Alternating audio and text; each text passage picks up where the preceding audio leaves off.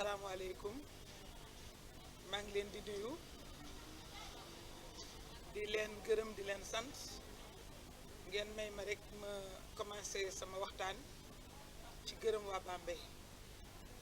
gërëm tout le département de Bambey waaye itam ma commencé ci acteurs yi nag ma commencé ci le comité électoral départemental bi nga xam ni notre frère Modou Sène Fall lañu ci teg à l'unanimité mu doxal comité bi de main de maître ànd ko ak son frère Aline Moro Diallo moom itam mu diriger le comité communal ak président wu comité communaux yëpp 12 communes yëpp maa ngi leen di remercier les représentants des partis de Yewwi Askan Wi di remercier les militants di remercier ñëpp ñi nga xam ni contribuer nañ ci victoire u Yewwi Askan Wi dans le département de Bambey di remercier nag waa parti ànd saxal liggéey bi nga xam ni moo nekk le parti leader ci département de Bambey di sant ñëpp ci sama tour en tant que membre de la conférence des leaders ma gërëm ci turu Yewwi Askan Wi mais di gërëm aussi ci turu la tête de liste madame Mame Sey Ndiaye madame Gadiaga mais aussi son colistier Abdou Dieng de Kër Samba Kane ma profiter au nom de la conférence des leaders de Yewwi Askan Wi di féliciter Mame Sey Ndiaye di leen féliciter Abdou Dieng di leen ñaanal yàlla te di xalaat ni lii nga xam ni Bambey defal na leen ko sas leen ñi doon waaxu démb di daw ci suufu taw bi ci ce 31 juillet décidé ni dañu war a voter dañu bëgg changement dañu war a voter pour élire député yi nga xam ni yaakaar nañ leen dañu war a voter pour que département de Bambey xam ni changement bi bëgg ñoom dañ ci bokk dañ ko bëgg dañ ko yaakaar ñooñu ñëpp maa ngi leen di féliciter di leen remercier ci turu candidat yi maanaam madame Mame Sey Ndiaye ak Abdou Dieng di leen féliciter aussi ñoom candidat yi nga xam ni tey ñooy suñuy député ñooy représenter le département de Bambey et tout le peuple sénégalais di sant bu baax a baax di rafetlu victoire bi niñ ko defee di saluer aussi maturité peuple sénégalais mais maturité waa Bambey parce que jeudi la ay leader dem ci président Macky Sall jóge fa ñu nekkoon dem seeti ko jël xaalis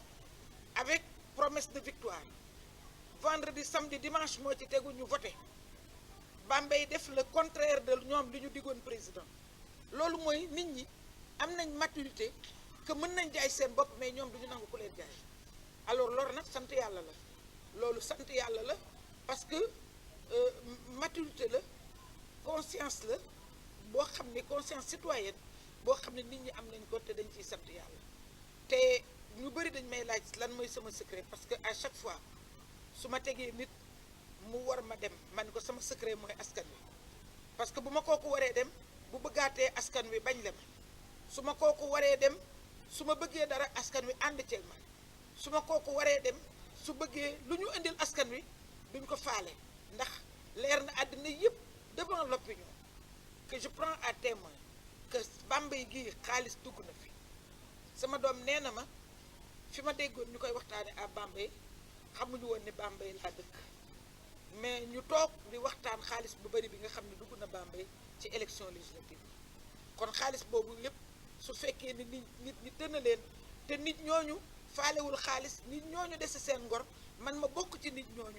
ñooñu jur ma man mënuma lu dul am fierté tey ci sama dëkk am fierté ci sama communauté sant yàlla bu baax a baax bi ma yàlla defee bool sant yàlla bi ma yàlla boolee ci Bambey ma dëkk Bambey juddoo Bambey jànge Bambey bokk ak Bambey am confiance Bambey maa ngi leen di gërëm di leen sant di gërëm presse bi parce que presse bi ak réseau yi nga xam ne moo fi am yàlla jagleel ñu ko dañuy sant yàlla ndax def nañ lu nekk mais mënuñu tee presse bi def seen liggéey mënuñu tee presse bi li nga en 2000 ba alternance am def ko en 2012 ba alternance am defe naa presse bi dinañ ko def en 2024 te dinañ dénoncer ba nga xam ne tam benn jalgati bu fi am d'ici là maa ngi gërëm ñëpp di saluer nag en tant que membre de la conférence des leaders la victoire de Yewwi Askan Wi ko consacre aujourd'hui une majorité boo xam ne dinañ ko exercer incha allah.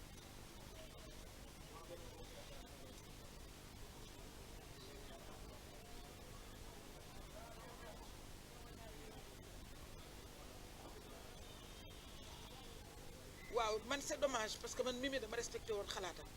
respecté xam-xamam mais li mu wax xam nga du xam-xam parce que yow boo jëlee Dakar nga jël la région de Dakar la région de Dakar 18 députés la or la région de Dakar Dakar la Kër Massar Rufisque Pikine waaw ñooñu suñu amee 18 députés naka la ñu mën a calculer une majorité par rapport au nombre de départements te loolu mu ngi toll ci 4 départements bu set boo prolongé tuuti dugg Thiès muy 5e département bi rek nga daal di am 22 députés te la majorité se mesure en termes de députés il est vrai que dama koy concéder ñàkk xam-xamam ci loolu parce que defe naa mosul nekk député mais parce que nag député aar la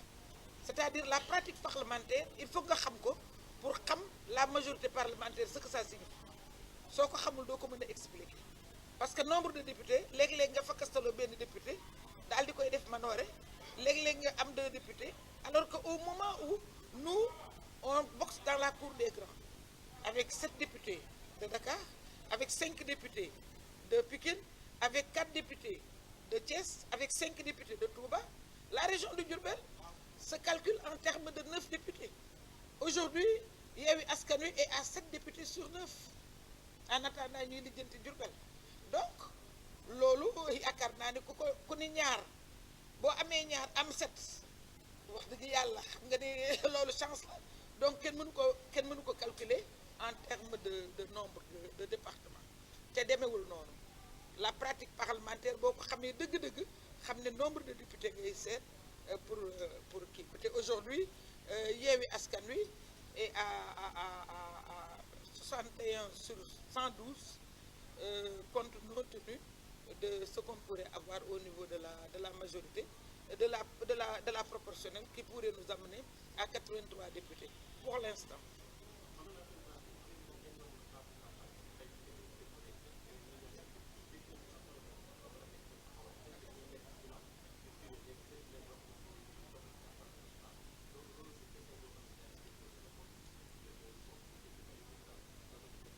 Yewwi Askan Wi projet boo xam ne ñu ngi ko commencé depuis local yi te projet boobu damay nekk à l'aise trop pour wax ko parce que projet bi dafa indi lu bëri dama doon wax naan rien que les candidats de Yewwi Askan Wi pendant les locales rek ils sont debout c'est-à-dire candidats yi parce que bi ñuy def élection locale yi dañu defoon ay critères pour war lan lañ bëgg en termes de gouvernance lan lañ bëgg en termes de gestion territoriale alors loolu nag programme boobu la ñu continuer ba ci élection législative yi on a un programme parlementaire un programme de mandature on a un programme parlementaire te programme parlementaire nag bientôt di ngeen gis ni les permanences de l'intercoalition Yewwi Wallu vont devenir en permanence parlementaire en quoi faisant permanence parlementaire c'est que Massamba dafay am problème bu mu bëgg ñu waxal ko assemblée mu ñëw bindulu lettre am même su ko mënula bind bu ko bindee en wolof baax na su ko bindee en langue nationale baax na mais dina ko bind wala mu kañ fa teg comme peut appeler un permanent mu wax ko soxlaa mu bindal ko bu Mame Seye Ndiaye ñëwee Bambey mu daal dee ne ko Massamba Diop de nee na moom daal dañu bëggoon assainissement bi am na benn programme bu fi amoon ba moo indi station de pompage bi mais moom yeggul quartier Kër Sakura dafa bëgg bu ministre de l'assainissement ñëwee assemblée nga plaideel ko ba assainissement boobu ñu prolongé ko ba Kër Saakura parce que nangam mooy contrainte bi nangam mooy contrainte bi député bi chaque fois bu ñëwee dina ressourcé wu wala permanent ba yónnee ko su ko defee moom mu xam li muy am à la base esprit bi nga xam ne ñun moom la ñu am te nga xam ni te noonu la ñuy fonctionner muy le programme de Yewwi Askan Wi programme boobu ñun ñooy encadrer les députés ba députés yi inspiré wu ci programme boobu ma rappelé ni et loolu c'est pour l'information des gens parce que on nous l'a toujours critiqué ñun bi nga xamee ni def nañ parité bi ñu consacré parité bi lors de la 12e législature yàlla dafa dogal ma nekkoon présidente commission culture et communication avec l'Union européenne on l'avait sollicité ba ñu wutal ñu la traduction simultanée assemblée amul complexe loo bëgg a wax ko lu joolaa bëgg a wax ko ci làngam lu wolof bëgg a wax ko ci làngam parce que bi avec la parité on a enregistré une masse critique de femmes yoo xam ne ñi ci des ñi ci bëri langue nationale la ñuy exprimer ko et très bien donc ñooñu ñooy jël xalaatu nit ñi ak bëgg-bëggu nit ñi di ko yóbbu te di jël programme bi nga xam ne moom la seen ay coalition def di ko transformer ci seen ay intervention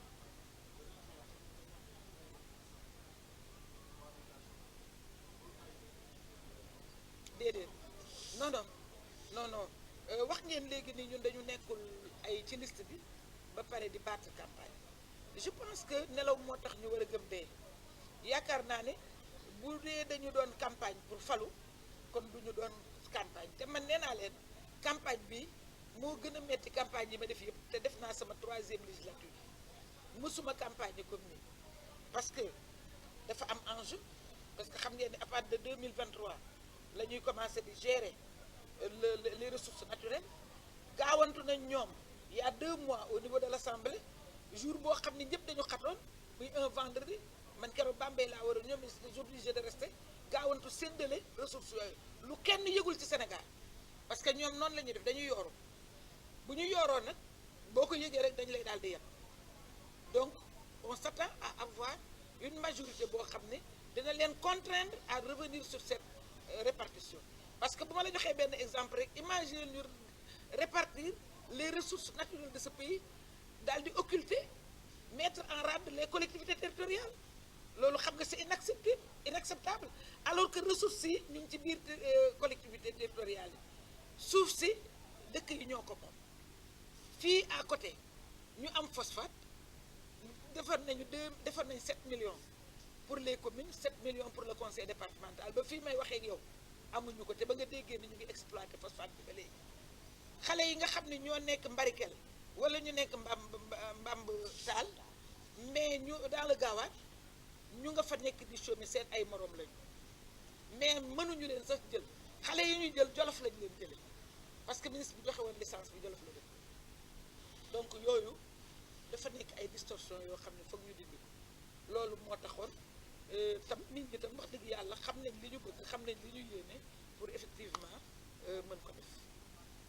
donc bu fekkee di honorable ci opposition bi yéen a majorité à l'Assemblée am ñu ne boo leen amee majorité donc réew mi day am blocage parce que lu ñu fa indi ko suuf ba def kenn koy. déedéet loolu laa doon weddi léegi ci Babacar en réalité Makhtar ñun loolu soxlu ñun nañu def dans la transparence nañu doxal réew mi ba pare ay républicain lañu ñun ñëpp ku ci nekk da nga am aspiration am ambition boobu tax na ba yaakaar naa ne loo bëggul ñu fay la ko doo ko leble te amuñu intérêt à moins de 16 mois de la fin du mandat de Macky Sall ñuy bloquer réew mi amuñu ci intérêt parce que dañu ñaan yàlla 2024 le prochain président génn ci Yewwi Askan Wi et c'est possible donc on n'a aucun intérêt à bloquer duñ ko bloquer na dal xelam dal nda doo déroulé jàmm ak salaam bu paree 2024 mu dem ak jàmm ak salaam bàyyi ñu suñu réew intact na mu meloon te bu mu jéem a yàq bu mu jéem a rocci bu mu jéem a rawale bu mu jéem a def dara mu dem mën nañ ko sax gudd